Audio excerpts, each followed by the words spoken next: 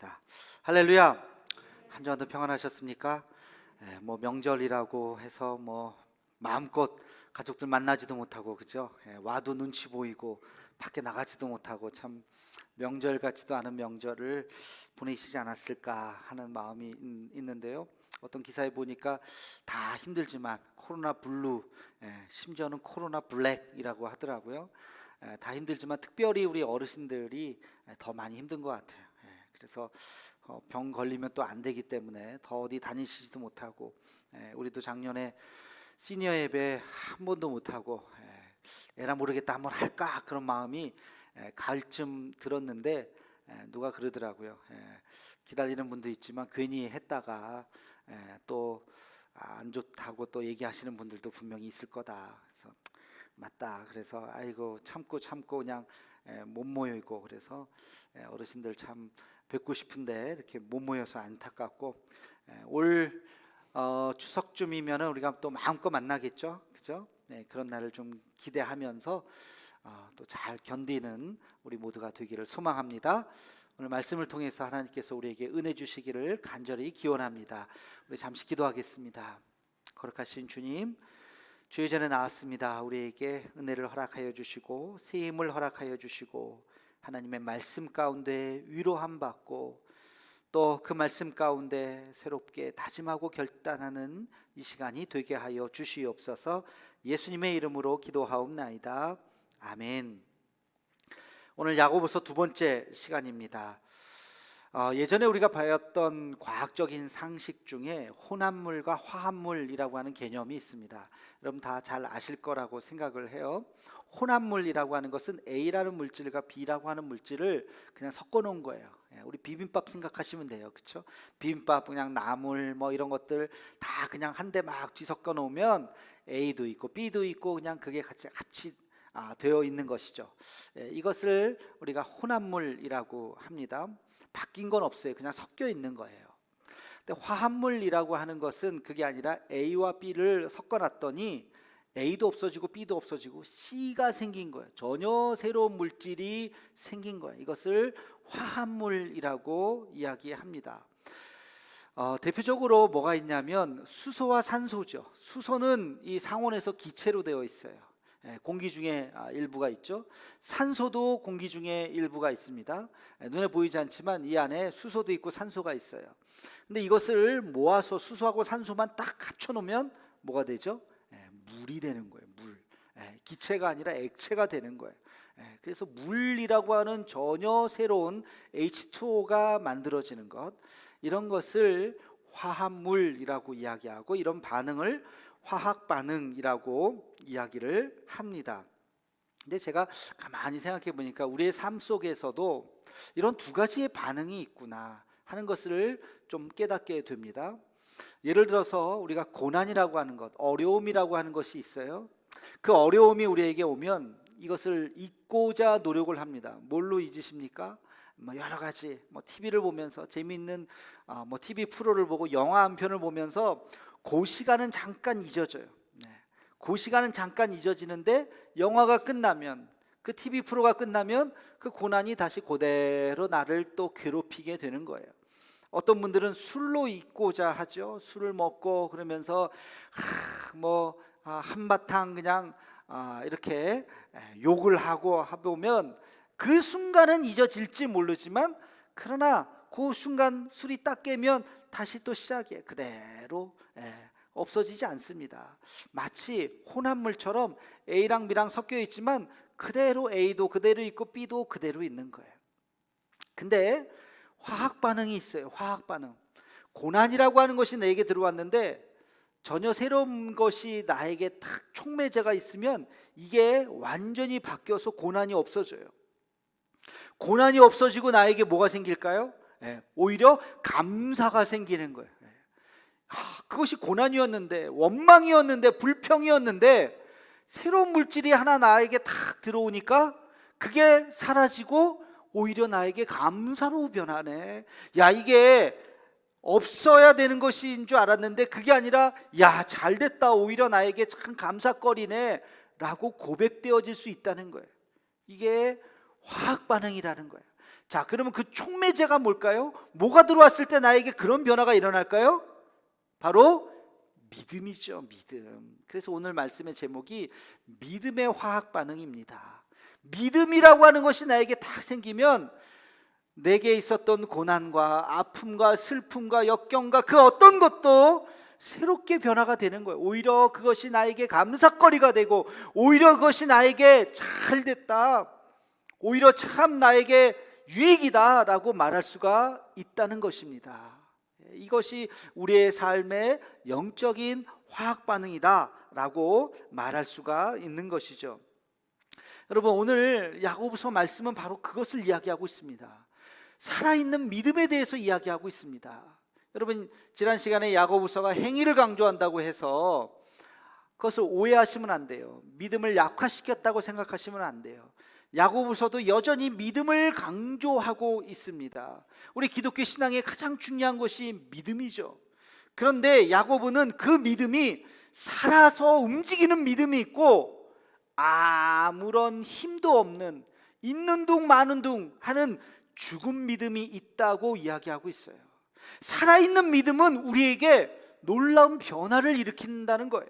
그 화학적인 변화를 일으킨다고 하는 것입니다. 오늘 말씀 2절에 보면 그런 말씀이 있어요. 너희가 시험을 만나거든 어떻게 하라? 기쁘게 여기라. 여러분, 시험은 좋은 거예요? 안 좋은 거예요? 안 좋은 거잖아요. 그렇죠? 시험에 빠졌다, 시험에 걸렸다, 그건 안 좋은 거예요. 기분 안 좋은 거예요. 나쁜 거예요. 그런데 그 시험을 탁 당할 때 기분 나쁘고 속상해하고 그러지 말고, 시험을 딱 만나거든 어떻게? 기쁘게 여겨라. 왜? 그 이유가 나와 있어요. 3절 말씀 함께 같이 읽겠습니다. 시작. 이는 너희 믿음의 시련이 인내를 만들어내는 줄 너희가 알미라. 아멘. 시련이라고 하는 것이 무엇을 만날 때 인내가 생긴다고요? 시련이라고 하는 것이 무엇을 만날 때? 믿음을 만날 때. 그래서 그것을 믿음의 시련이라고 이야기했어요. 믿음의 시련. 믿음의 시련이라는 것이 뭐예요? 시련을 가만히 놔두지 말고 믿음이 들어가서 시련이 완전히 변화되는 거예요. A와 C가 만나면 C라고 하는 전혀 새로운 화학 반응이 일어나듯이 우리에게 시련이 있는데 여기에 믿음이 들어가 버리니까 완전히 다른 것으로 변했어요. 뭘로? 인내할 수 있다는 거예요. 견딜 수가 있다는 것입니다. 여러분, 이것이 바로 믿음의 시련이라는 거예요. 믿음의 시련. 살면서 우리는 많은 부정적인 그런 경험들을 하게 돼요. 뭐가 있을까요? 실패하게 되고, 시험에 떨어지기도 하고, 낙방하기도 하고, 성공한 일보다는 성공하지 못한 일, 거절당한 일들, 이런 것들이 굉장히 많죠. 그런 것들 다 부정적인 감정들이에요. 근데 이런 부정적인 감정들, 역경과 고난은 필수요, 좌절과 낙심은 선택이다. 우리 인생이 그렇게 말할 수도 있어요. 수많은 어려움 속에서 살아가는 것이 우리의 인생들인데, 그런 것들을 그냥 가만히 놔두면 우리 안에 원망이 생기죠. 불평이 생기죠. 세상을 향한 분노가 일어나죠. 미움이 일어나죠. 이것은 아주 잘못된 것이죠. 예를 들면 어떤 친구가 시험에서 떨어졌다고 생각해 봅시다. 나는 열심히 공부했는데 한 번 떨어지는 게 아니라 두 번, 세 번. 근데 나보다 공부도 열심히 안 한 것 같이 느껴지는 어떤 친구는 붙었어요. 그럴 때마다 굉장히 공정하지 못한 이 세상에 대해서 분노하게 되죠. 처음엔 자기를 탓할 거예요. 나 왜 이렇게 머리가 나쁘지? 열심히 한다고 했는데 내 머리를 탓하다가 그 다음 누구를 탓할까요? 부모님을 탓하는 거예요. 왜 나를 이렇게 못나게 낳아주셨나요? 부모님은 왜 이렇게 가난해가지고 나한테 이렇게 고생을 시키시나요? 또 부모를 욕하다가 또 뭘 욕해요? 이 세상을 욕하는 거예요. 이런 입시 제도를 만들어가지고 말이야, 이렇게 힘들게 만들고, 이 집값은 왜 이렇게 올라가고, 막 그러가면서 세상을 원망하고, 그 감정을 그대로 내버려 두다 보면 잘못되는 거잖아요. 여러분, 요즘에 묻지마 폭행 같은 거, 지나가는 사람 막 칼로 칼부림하는 거 왜 그래요? 무슨 관계인데 저 사람을 왜? 그냥 세상에 대한 분노예요.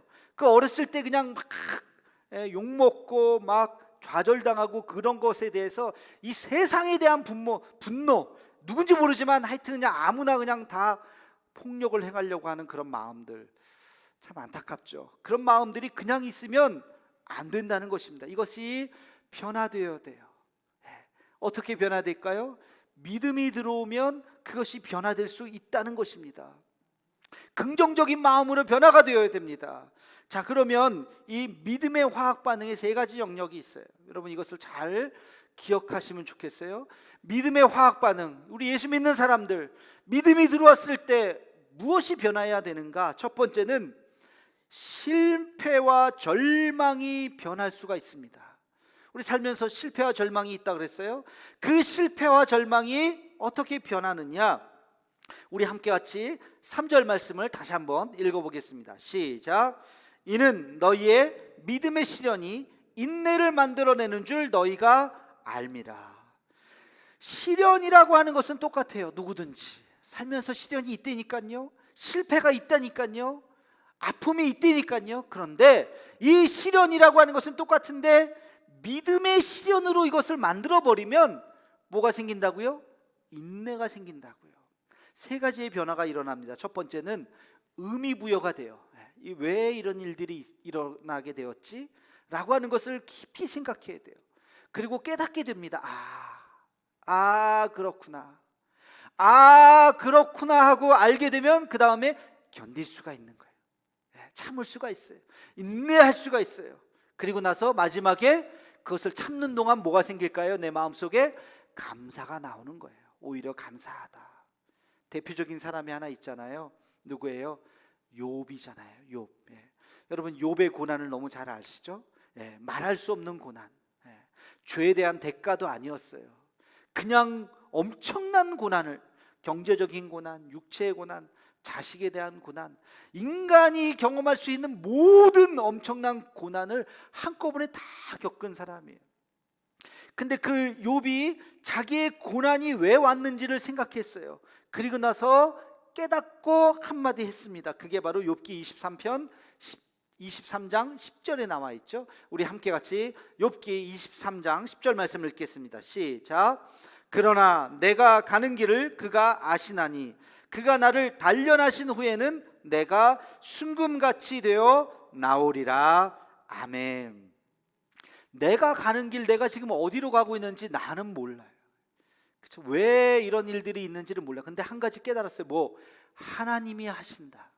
선하신 하나님이 나와 함께 하신다. 이 걸음걸음이 나는 지금 힘들고 어려움 속에 있지만 하나님께서 나와 함께 하신다면 이것은 의미 있는 길이다 라고 하는 것을 깨달았어요. 그리고 또 한 가지, 이 길 끝에는 뭐가 있다고요? 나를 순금같이 나를 만드시는 하나님의 연단과 단련의 시간들이라고 하는 것을 그가 깨달은 거예요. 이 길 끝이 어딘지는 모르겠지만 이 시간을 통해서 나는 더 큰 하나님의 사람이 될 것이다 라고 욥은 고백했던 것입니다. 여러분 이것이 그가 믿음으로 승화시키는 거예요. 지금 코로나라고 하는 것이 우리 모두를 다 괴롭히고 있죠. 힘들지 않은 사람이 어디 있겠어요? 우리뿐만이 아니잖아요. 이 지역만이 아니잖아요. 우리 장로님 오늘 기도하셨는데 포항이 참 어렵습니다.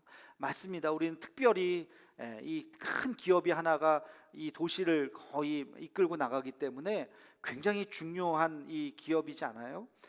그 밑에 산하에 있는 모든 기업들도 마찬가지. 여기가 휘청거리면 포항 자체가 휘청거리는 거예요. 근데 우리만이 아니에요, 그렇죠? 다른 도시들도 마찬가지. 우리 대한민국만이 아니잖아요. 또 전 세계가 다 그래요. 전 세계를 놓고 보면 그래도 우리 대한민국이 선방하고 있다고 해요. 가보진 않았지만 뉴스를 들어보면 미국도 힘들고 유럽도 힘들고 힘들지 않은 나라가 없어요.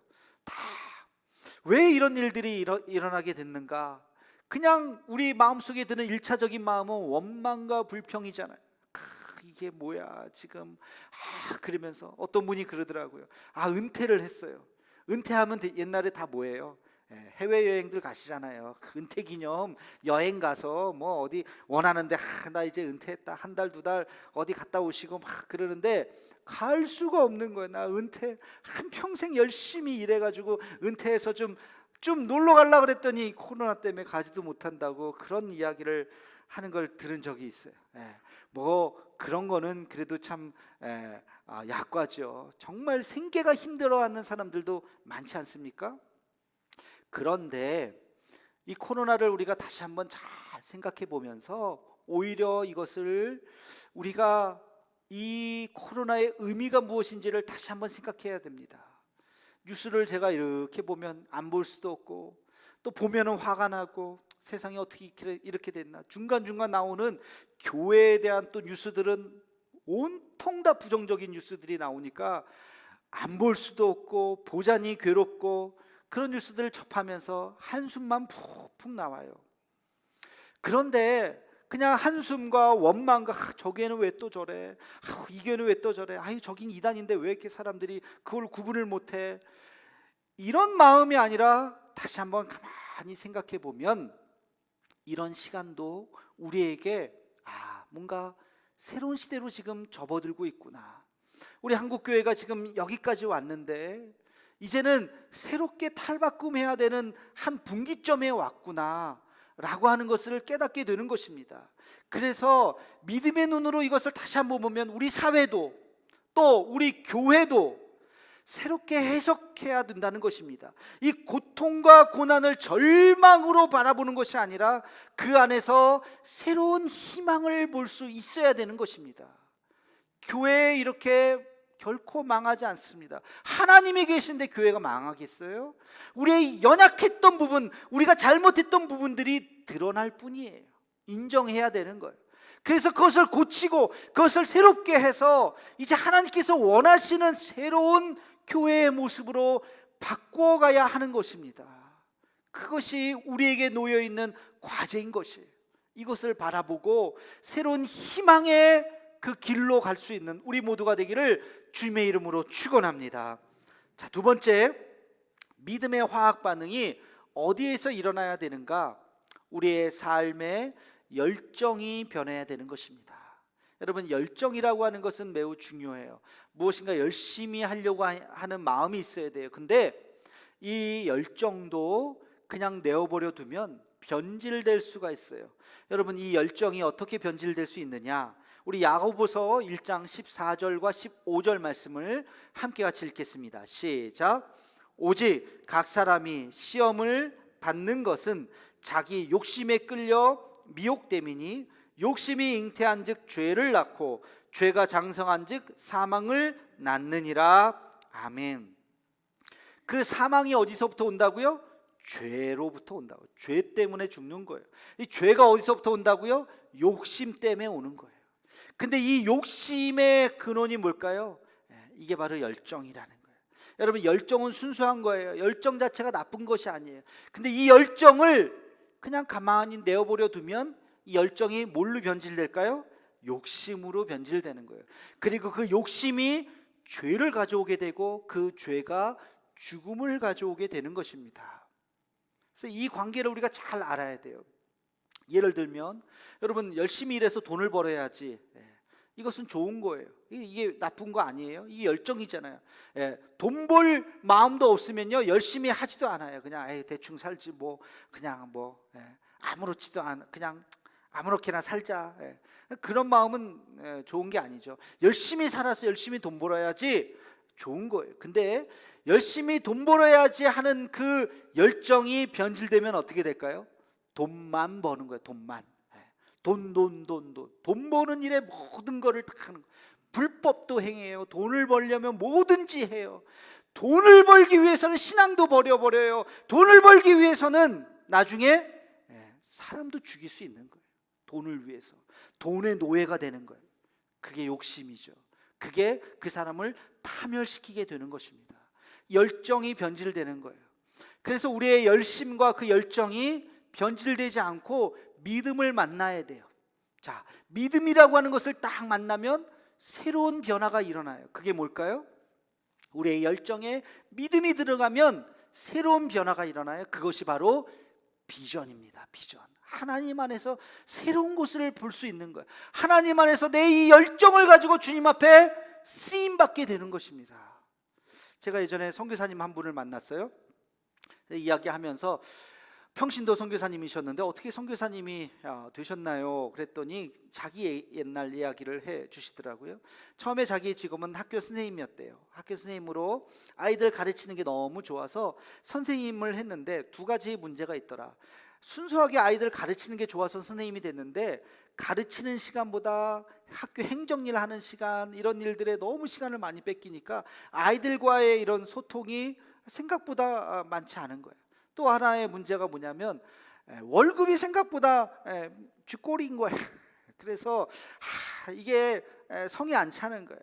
그래서 고민하고 고민하다가 학교를 사표 쓰고 나와서 학원을 차렸어요. 자기 가르치는 일 열심히 해야 되겠다 해가지고, 또 돈도 좀 벌어야 되겠다 해가지고 학원을 차려서 열심히 했는데 어떤 문제가 생겼냐면, 그 아이를 보니까 한 친구는 재밌다고 오면서 자기 친구들을 막 데리고 오는 친구도 있어요. 야, 얘는 지 친구들을 많이 데리고 오네. 얘는 물도 흐리고 뭐 한 달 왔다가 가고 이런 친구도 있어요.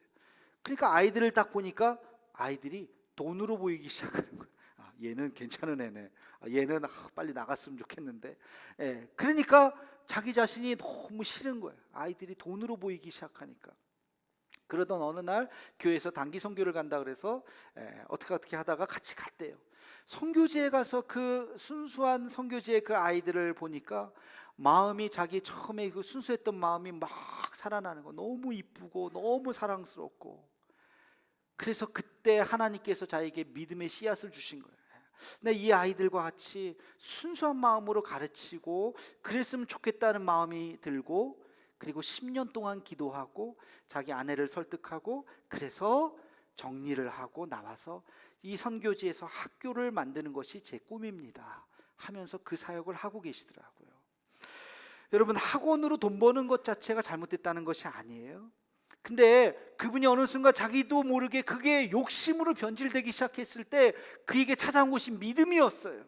그러니까 새로운 꿈과 비전이 생기기 시작된 것입니다. 근사한 비전을 보기 시작한 것이고, 그리고 그 비전에 따라서 그의 삶이 변하기 시작된 것입니다. 여러분의 열정에 믿음이 와서 닿기를 주님의 이름으로 축원합니다. 우리가 열심히 살아가는 거 좋아요. 각자의 직업에서 최선을 다해서 살아가는 거 좋습니다. 그런데 그 열정이 변질되어서 욕심으로 자리 잡으면 안 된다는 거예요. 그 욕심이 아니라 우리의 그 열정에 하나님의 믿음이 들어오면 비전이 되는 거예요. 이것을 통해서 내가 주님 앞에 영광을 돌리고자 애쓰게 되는 것입니다. 여러분, 무엇에 관심이 있으십니까? 무엇에 관심이 있던지 최선을 다하시기 바랍니다. 우리에게 주신 모든 힘을, 지혜를 다하시기 바랍니다. 근데 그것이 욕심으로 변질되지 말고 하나님이 주신 마음을 가지고 하나님의 비전으로 새로워지는 놀라운 은혜가 있기를 주님의 이름으로 축원합니다. 자, 세 번째, 믿음의 화학 반응 어디에 있어야 될까? 이 세상이에요. 절망의 세상을 바라보면서 믿음의 반응을 해야 되는 것입니다.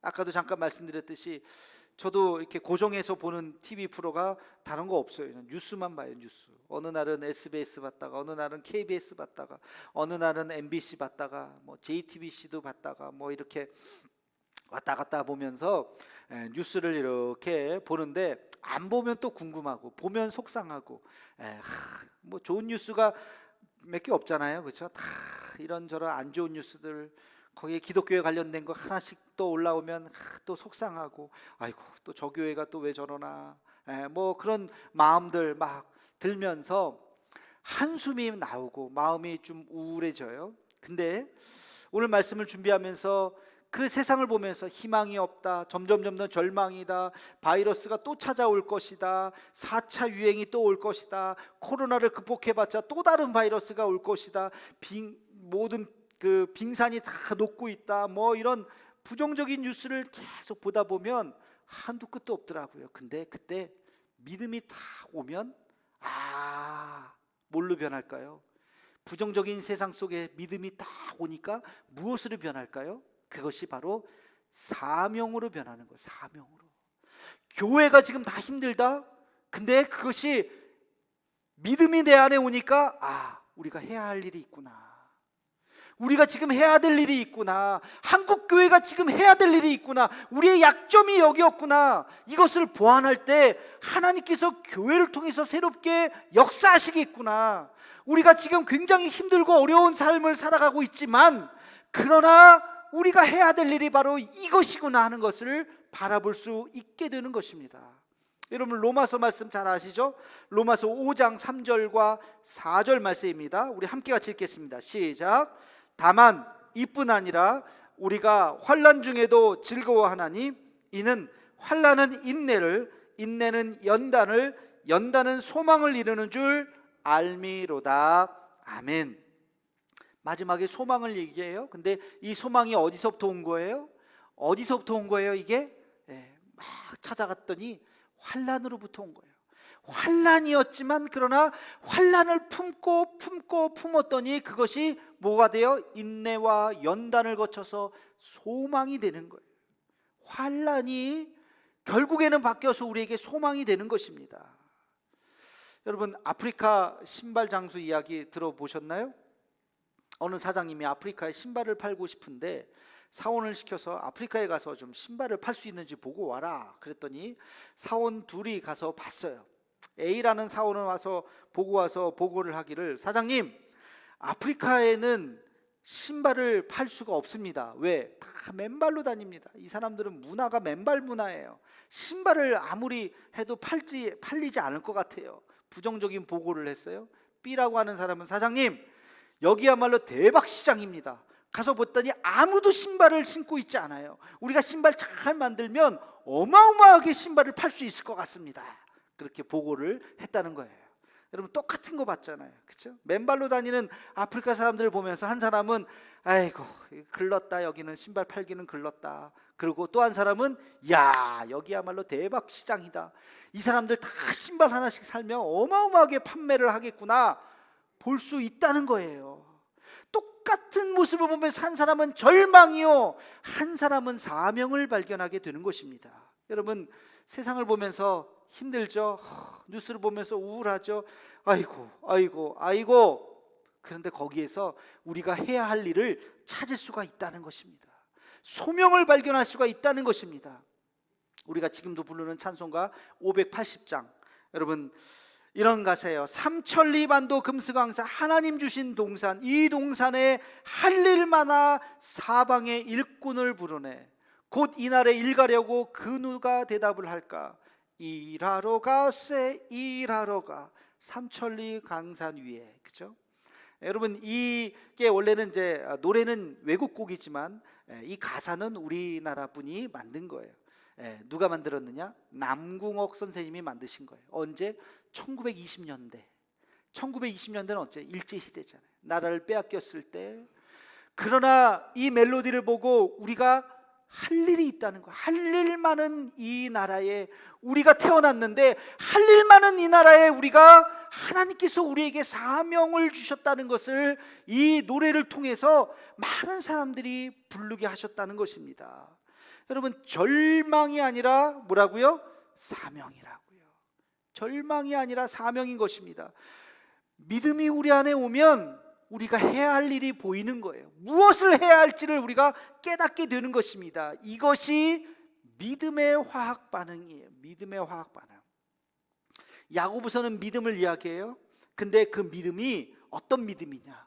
우리 안에 움직이는 믿음을 이야기합니다. 여러분, 예수 믿으신 지 몇 년 되셨어요? 10년, 20년, 30년? 그렇죠? 예수님을 믿는다는 것은 뭐예요? 믿음이 우리 안에 생긴다는 거죠. 믿음이 여러분에게 생겨서 어떤 반응이 일어나셨나요? 여전히 절망 가운데 있습니까? 여전히 안 돼, 여전히 할 수 없어, 아무것도 할 수 없어, 힘들어, 낙심하고 우울해하고 한다면 미안하지만 여러분, 믿음이 없는 것입니다. 믿음이 있다고 말만 하는 것이지, 그냥 목소리로만 찬양하는 것이, 몸뚱아리만 그냥 교회에 있는 것이지 진정한 믿음이 아니라는 거예요. 살아있는 믿음은 우리 안에 역사하는 것입니다. 살아있는 믿음은 우리를 변화시키는 거예요. 우리 안에 놀라운 변화가 일어나는 거예요. 절망이 변해서 소망이 되는 거예요. 할 수 있다. 그리고 그 열정이 변해서 사명이 되는 것입니다. 그 우울함이 변해서 우리에게 해야 할 일이 있다는 것을 보게 되는 것입니다. 이게 살아있는 믿음이라고. 야고보는 지금 그것을 우리에게 이야기하고 있습니다. 믿음을 이야기해요. 그냥 머릿속에 있는 믿음이 아니라, 그냥 말만 하는 그 입으로 하는 믿음이 아니라 정말 움직이는 믿음, 정말 우리의 삶을 바꾸는 믿음, 그 믿음을 이야기하고 있습니다. 그럼 믿음은 관념이 아닌 것입니다. 믿음은 단순한 마음의 위로가 아니에요. 믿음이라고 하는 것은 역사하는 힘인 것입니다. 믿음이라고 하는 것은 변화의 능력인 것입니다. 정말 우리가 예수님을 믿으십니까? 정말 예수님을 믿으십니까? 그렇다면 우리 삶이 바뀔 거예요. 바라보는 그 눈이 바뀔 것입니다. 이 어려운 시절 살아있는 믿음으로 우리 앞에 당면한 여러 가지 과제, 어려움, 그러나 믿음으로 극복해 나갈 수 있는 우리 모두가 되기를 주님의 이름으로 축원합니다. 기도하겠습니다. 사랑의 하나님, 우리에게 믿음을 주심을 감사합니다.